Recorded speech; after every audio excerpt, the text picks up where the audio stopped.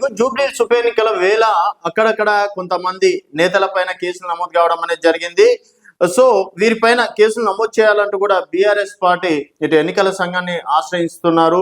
So Nalgonda MLC Shankar Naik పైన కావచ్చు, అలాగే బీర్లా ఐలే పైన కూడా పోలీసులు నిఘా పెట్టడం అనేది జరిగింది. ఎన్నికలు అయిపోయి కూడా అంటే ప్రచారం ముగిసిన తర్వాత ఇతర నేతలకు ఇక్కడ ఏం పని అని చెప్పేసి కూడా అడగడం అనేది జరిగింది. సో దయచేసి మీరు వెంటనే జూబ్లీహిల్స్ నియోజకవర్గం నుంచి వెళ్ళిపోవాల్సిందిగా వారికి పోలీసు అధికారులు చెప్పారు.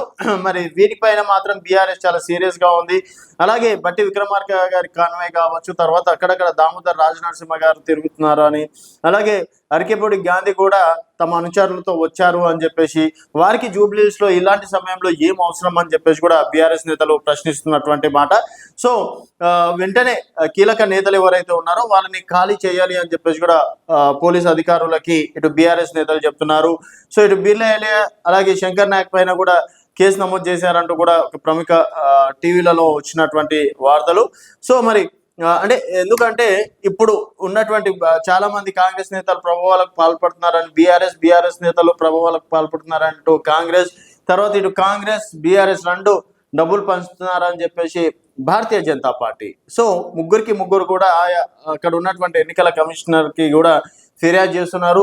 సో ఇక్కడ కూడా అవాంఛనీయ సంఘటనలు జరగకుండా కూడా చాలా జాగ్రత్తలు పడుతున్నటువంటి ఈసీ అక్కడిక్కడ ఎలాంటి చిన్న సంఘటనలతోటి అప్రమత్తం అయ్యింది. సో ఇక్కడ కూడా రాజకీయ నాయకులు అంటే ఇటు జూబ్లీకి సంబంధించి కాకుండా ఇతర నాయకులు ఎవరు కనిపించినా కూడా వెంటనే వారికి వెళ్ళిపోండి అని చెప్పేసి కూడా వార్నింగ్లు ఇస్తున్నటువంటి పరిస్థితి ఉదయం నుంచి చూస్తున్నాం మనము.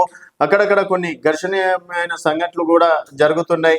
సో ఇక్కడ ఎమ్మెల్సీ కావచ్చు, అలాగే ఎమ్మెల్యేలకు కావచ్చు, ఇక్కడ ఏం పని ఇప్పటికీ పోలింగ్ ఆఫీసర్లతో కావచ్చు, తర్వాత ఉన్నటువంటి అక్కడ నాయకులతో మాట్లాడాల్సిన అవసరం ఏముంది, సో ఇప్పటి వరకు వీళ్ళని ఇక్కడనే ఉంచడానికి గల కారణాలు ఏంటి అనే దానిపైన కూడా బీఆర్ఎస్ నేతలు బీఆర్కే ఆఫీస్లో మేము కంప్లైంట్ చేశామని చెప్పేసి అన్నారు. ఇప్పటికే దాదాపుగా ఒక 30 నుంచి 40 కేసులు కూడా నమోదు కావడం అనేది జరిగిందని చెప్పేసి కూడా చెప్పుకోవచ్చు. సో మరి ప్రభుత్వం దీనిపైన ఎలాంటి యాక్షన్ తీసుకుంటుంది అనేది, ప్రభుత్వం అనడం కాదు, ఎలక్షన్ కమిషన్ ఎలాంటి యాక్షన్ తీసుకుంటుంది అన్నది చూడాల్సిన విషయం.